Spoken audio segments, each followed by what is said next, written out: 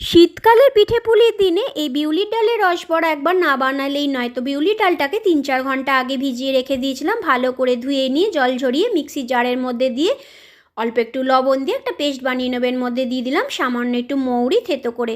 খুব ভালো করে কিন্তু এটাকে ফেটাতে হবে অনেক সময় ধরে। পুরোপুরি যখন ফেটানো হয়ে যাবে এটা দেখো ফেপে উঠবে, তখন একটা বাটির মধ্যে জলের মধ্যে এটাকে দিলে দেখো ভেসে উঠছে, তার মানে জানবে ব্যাটারটা পুরোপুরি রেডি হয়ে গেছে। এবার কড়াইয়ে তেল গরম করে নিয়ে বড়ার আকারে এগুলোকে দিয়ে হালকা আঁচে লাল লাল করে ভেজে নেব। তো সবগুলো বড়া এরম করে ভেজে নেব। আর এই সময় কিন্তু গ্যাসের ফ্লেমটাকে একদমই বাড়ানো যাবে না, তাহলে কিন্তু বড়াগুলো ভেতর থেকে কাঁচা থেকে যাবে। তো সবগুলো বড়া এইভাবে যখন ভাজা হয়ে যাবে এবার একটা রস তৈরি করে নেব। তো অন্য সময় তো আমরা চিনির রসেই এটাকে চুবাই, কিন্তু যেহেতু শীতকাল এখন খেজুরের গুড় পাওয়া যায়, তো খেজুরের গুড় দিয়ে এই রস বড়াটা বানালে কিন্তু এর স্বাদ আরও বেড়ে যায়।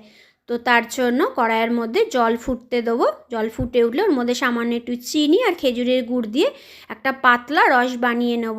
তো রসটা রেডি হয়ে গেলে বড়াগুলোকে ওর মধ্যে দিয়ে ভালো করে মিশিয়ে নিয়ে 3-4 ঘন্টা এইভাবে রেখে দিয়ে নামিয়ে নিয়ে এত সুন্দর হয় এই রসবড়া। আর খেজুরের গুড়ের রসবড়ার তো স্বাদই আলাদা, একবার বানিয়ে দেখো।